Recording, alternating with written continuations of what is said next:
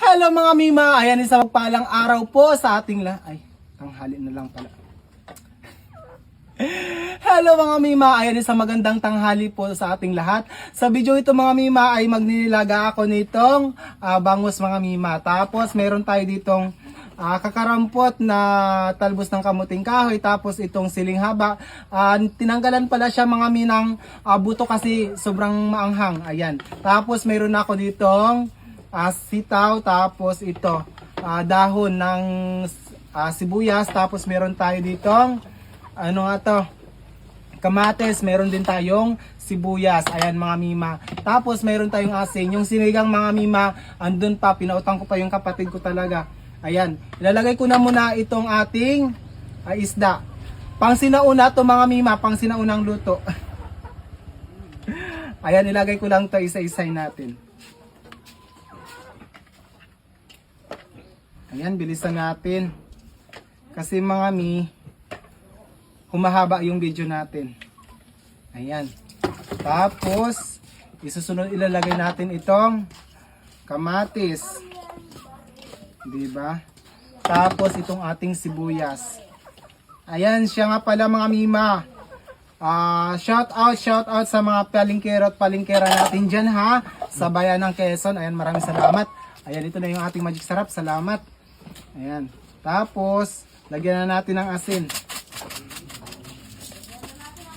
Bali, mamaya na natin siya isunod itong mga ano kasi madali lang yan siya mga Mima. Kailangan natin dyan half cook lang, no? Lagyan natin ng sinigang. Ay, sorry. Ganon. Pang sinaunang luto to mga Mima ha. Tapos, wag na lang natin muna ubusin baka sobrang asim. May paminta tayo mga Mi, lagyan natin ng paminta. Turuan nyo kasi ako magluto. Kaysa naman mangbas yung iba dyan. Turuan nyo na lang ako kung paano yung tamang pagluluto ng sinigang. Oo ba talaga mga Mi? Siya nga pala mga Mima ha.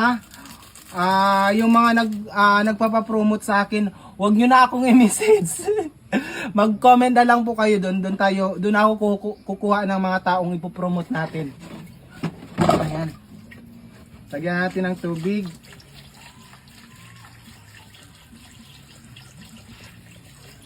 Madaming tubig mga Mi. Tapos, tatakpan ko lang. Tapos, isasalang na natin sa ating kalan. Ayan mga Mi, ilapit mo dito, Jul.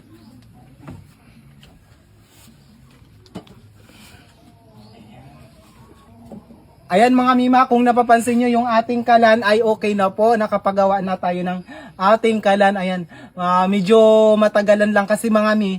Akala ko naman mayroong mabibili sa aming dito sa aming bayan. Yun pala, kailangan talaga sadyain siya. Sige, ako kakaantay na baka sabi ko may darating na magtitinda sa mga sa mga nabibilihan diyan sa pamilihan ng bayan, pero wala talaga. Yun pala, kailangan ipasadya siya. Kaya ayan, ito na yung ating kalan. Ayan, okay na yan, di ba? Pupasensya nyo talaga, grabe yung dila ako, may singaw tapos dito ko. Ayan, ang sakit.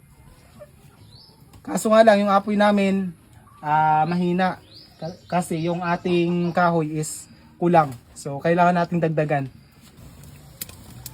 So ayan mga Mima, dahil nga nagmamadali ako, may biglang tumawag sa akin mga Mi. Ilalagay ko na agad itong ating mga gulay dahil papabantayan ko na lang to sa aking nanay. Ayan mga Mima, ilalagay ko na agad itong ating sitaw.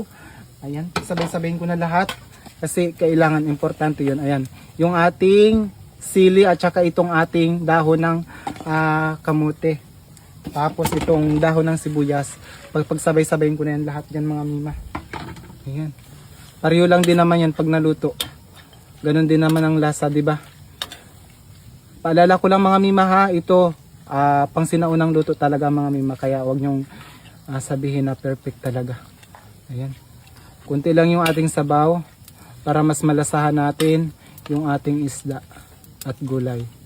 Ayan mga Mima, takpan ko lang muna yan, tapos papabantayan ko sa kanila. May pupuntahan ako saglit na importante. May tumawag sa akin. Tapos mamaya bibidyohan natin pagluto na. Yan.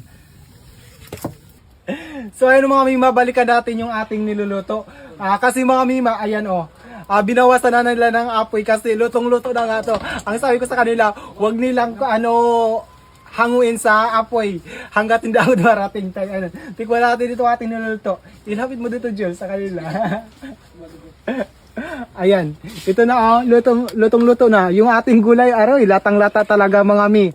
Ayan ito na, napakasarap pa rin yan mga mima kahit ganyan. Sige, layo mo doon. Tikman natin kung ano ng lasa nito. Talaga naman din.